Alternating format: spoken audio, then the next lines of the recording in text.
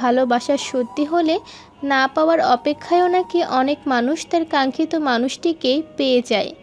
আচ্ছা, নীতি অপেক্ষা করলে কি সেও পাবে তার এই কাঙ্ক্ষিত মানুষটিকে? পেতেও তো পারে। হ্যাঁ, সে অপেক্ষা করবে সেই দিনটির, যেদিন রোহান নিজ থেকে এসে তাকে স্বীকার করবে। কেটে যাক এক যুগ, তাতেও নীতি রাজি অপেক্ষা করতে। মধ্য দুপুরে সাফায়েত এসেছে পুরো ফ্যামিলি নিয়ে বসুন্ধরা শপিং মলে। শারমিন বেগম মেয়েকে বিয়ের শাড়ি সিলেক্ট করে দিচ্ছে। রুয়াদ দাঁড়িয়ে দাঁড়িয়ে তা দেখছে। সাদমান আর সাফায়াত গিয়েছে পুরুষদের মলের দিকে। সাদমান নিজের জন্য পাঞ্জাবি, শার্ট, প্যান্ট, জুতা, ঘড়ি, পারফিউম কিনে নিল। এদিকে সাফায়াত একটা কিছুও নিজের জন্য চুজ করতে পারছে না। সাদমান তার জিনিসগুলো কাউন্টারে দিয়ে সাফায়াতের দিকে এগিয়ে এসে বলল, হলো তোমার ব্রো? সাফায়াত জুতা দেখতে দেখতে বলল, এখনো হয়নি, কিছুই পছন্দ হচ্ছে না। আমি পছন্দ করে দেব। দে দেখি। সাদমান ঘুরে ঘুরে পাঞ্জাবি, শার্ট, প্যান্ট, জুতা চুজ করে দিল। সাফায়াতের তেমন পছন্দ হলো না, তবুও সময় ওয়েস্ট হবে ভেবে সাদমানের পছন্দ করে দেওয়া ওগুলোই নিয়ে নিল। তারপর বিল পে করে চলে আসলো রুয়াতের কাছে। রুয়াত নিজের জন্য এখনো কিছুই কিনেনি, তার শাশুড়ি আর ননদের এখনো কেনা হয়নি, তবে এদিক ওদিক চোখ বুলিয়ে দেখছে। শারমিন বেগম রুয়াতকে তার পাশে বসে থাকতে দেখে বলে উঠল,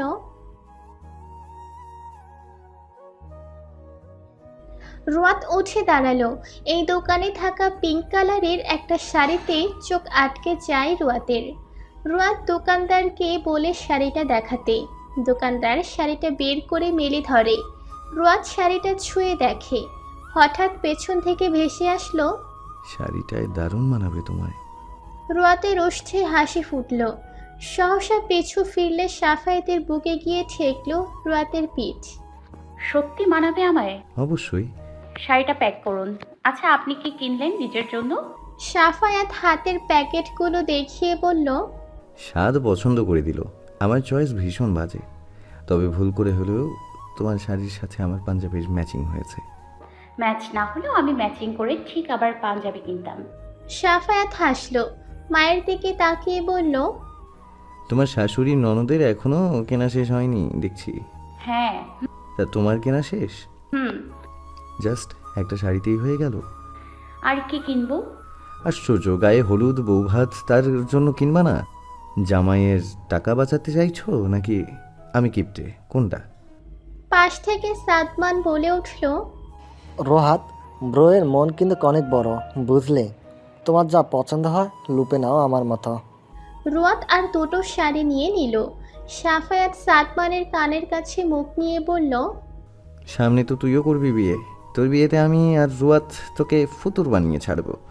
সাদমান হাই তুলতে তুলতে বলে, আমি বিয়ে করব এক কাপড়ে কোটে গিয়ে।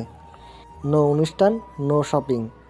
সাফায়াত সাদমানের কান টেনে ধরে বলে, তুই তো হার কিপটে। সে তো আমি আগে থেকে, এখন কান ছাড়াও। মান সম্মান রাখবে না দেখছি লোকজনের সামনে। সাফায়াত কান ছেড়ে দিল।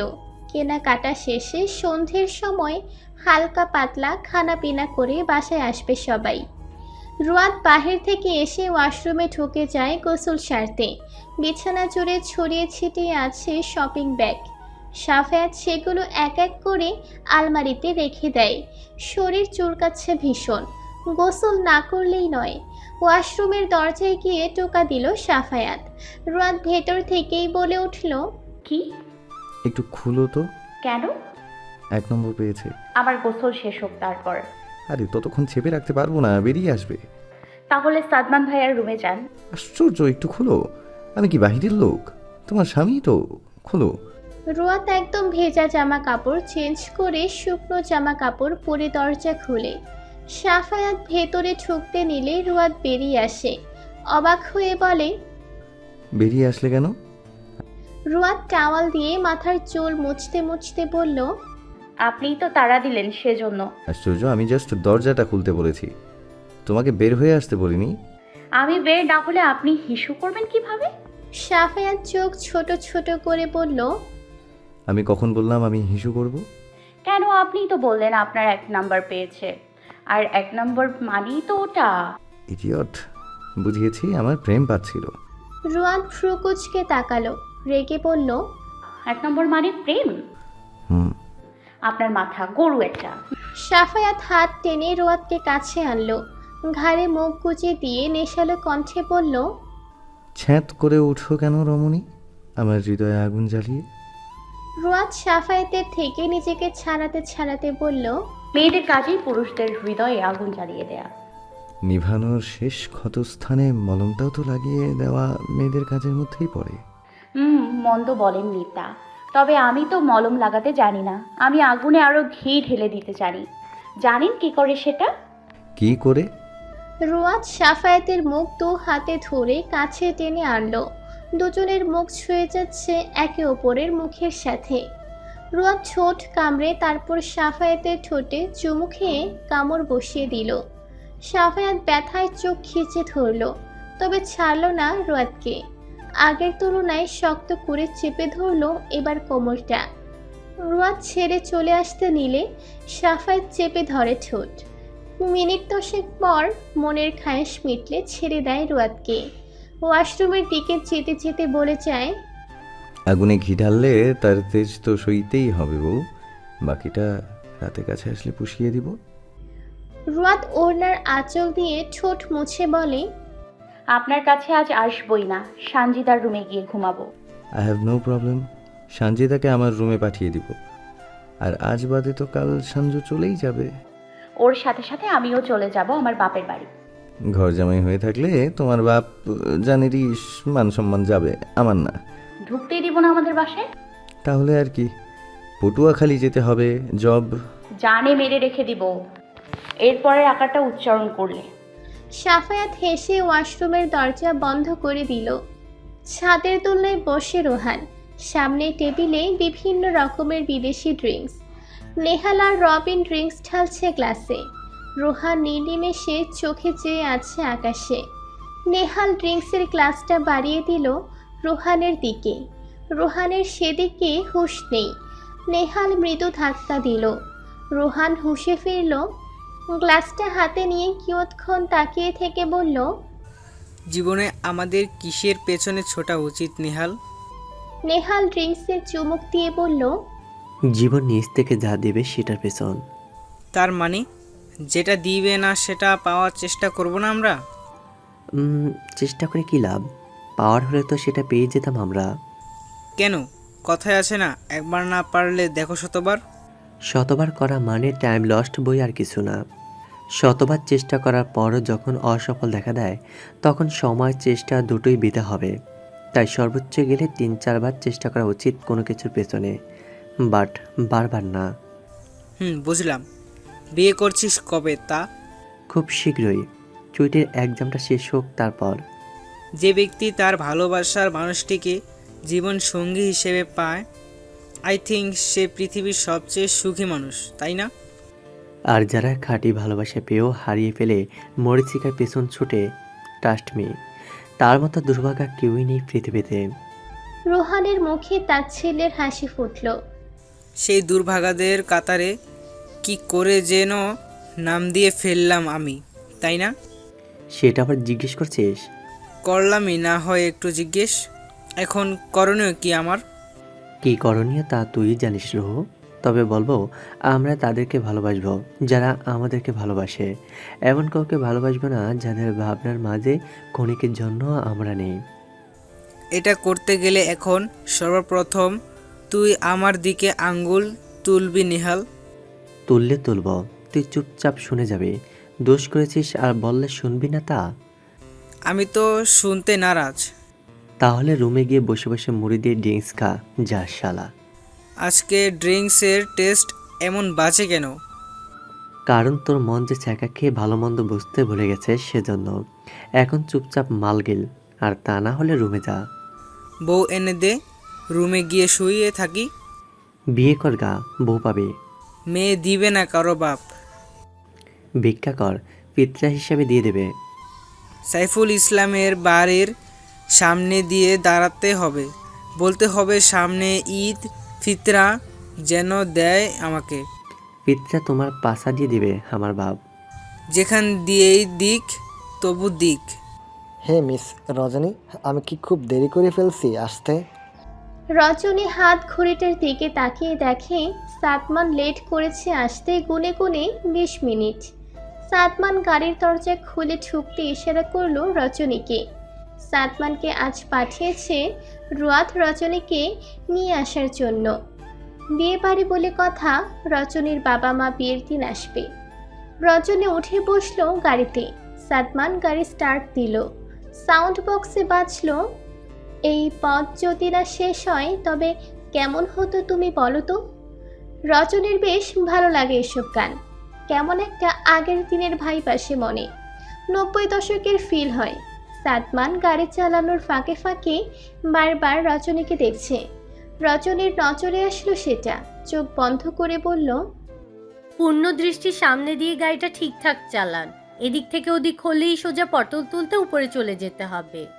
সাদমান এক হাত দিয়ে মাথার চুল টেনে বলে, সমস্যা কি তাতে? পরে না হয় আমি আর আপনি একসাথে মিলে পটল তুলব। সে পটল বেচে সংসার চালাবো, ছোট্ট একটা ঘর বাঁধাবো, সেখানে আমি আর আপনি বসবাস করব। আপনাকে কিছু বলা যায় না, বললেই সেটাকে তাল থেকে তিল বানিয়ে সেম প্রেম ভালোবাসার দিকেই চলে যান। জীবনে এই দুটো ছাড়া আর কি আছে? প্রেম ভালোবাসা ছাড়া মানুষ বাঁচে নাকি? আপনি বেঁচে আছেন কেন এখনো তাহলে? আপনার থেকে সারা পাওয়ার জন্যই তো বেঁচে আছি। আপনি সারাদিন আমার ডাকে। দেখুন, জীবনে থাকা অবশিষ্ট দিনগুলো ভালোবাসায় রাঙিয়ে দিব। আপনি সিরিয়াস আমাকে নিয়ে? আজ জিজ্ঞেস করছেন সেটা? আমার ব্যাপারে সব জানলে নিশ্চয়ই আর সিরিয়াস হবেন না। যা জানার জেনে নিয়েছি, আর জানতে চাই না। কি কি জেনেছেন? সেটা সিক্রেট। আপনি রাজি হয়ে যান শুধু। রাতে ছাদে আসবেন কেমন? কিছু কথা বলবো। আমি এত কিছু শুনতে চাই না। হ্যাঁটা শুনতে চাই, নাটা না আবার। রাতে আসবেন, তখনই জানাবো আমার ডিসিশনটা। আচ্ছা, আমি সন্ধ্যা থেকে ছাদে অপেক্ষা করব। আপনি চলে আসবেন। চল জলদি উপরে। সূর্যাস্তের সাথে সাথে পৃথিবীতে অন্ধকার নেমে আসে। গোধূলির পরে আসে সন্ধ্যা, আর সন্ধ্যা যতই বাড়তে থাকে রাতের আগমন ততই ত্বরান্বিত হয়। রাত মূলত প্রত্যেক মানুষের বিশ্রামের সময়। বিশেষ কোনো আনন্দ ঘন মুহূর্ত ও ভালোবাসার সময় কাটাবার জন্য রাতের চুরি নেই। তেমনি অনেক আশা নিয়ে উৎসুক হয়ে ছাদে দাঁড়িয়ে আছে সাদমান। ছাদের অপর পাশে গায়ে হলুদের স্টেজ। অনেক করে পাবো, তোমার অনেক বেশি হব। অনেক করে পাবো, তোমার অনেক বেশি হব। হাতটা ধরে পথটা ভুলে মনের কথা কব। হাতটা ধরে পথটা ভুলে মনের কথা কব। অনেক করে পাবো, তোমার অনেক বেশি হব।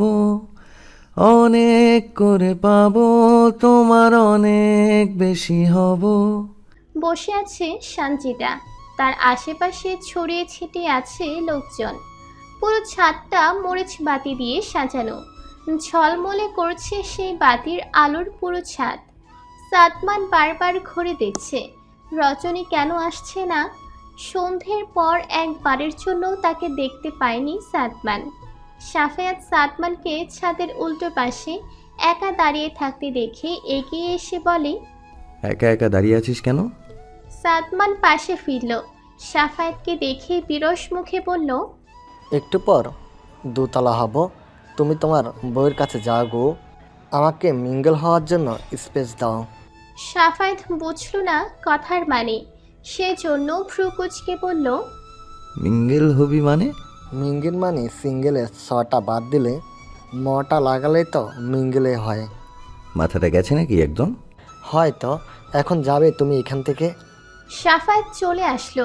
একটু পরে ছাদের দরজা দিয়ে রজনীকে প্রবেশ করতে দেখল সাদমান। লেমন কালারের শাড়ি, শরীরে কাঁচা ফুলের গহনা, মাথায় বেলি ফুলের গাছরা। একদম সাদমানকে শেষ করে দেওয়ার মতো লোক। রজনী স্টেজের দিকে চলে গেল। তা দেখে সাদমানের মুখ চুপসে গেল। আশ্চর্য, মেয়েটার কি মনে নেই তাকে যে সে অপেক্ষা করতে বলেছিল? এদিকে যে সাদমান অপেক্ষা করছে সেটা কি তার নজরে যায়নি? রজনী রুয়াতের পাশে এসে বসল। রুয়াত মুচকি হাসি উপহার দিল। শারমিন বেগম সানজিদার গালে হলুদ ছুঁয়ে দিচ্ছে।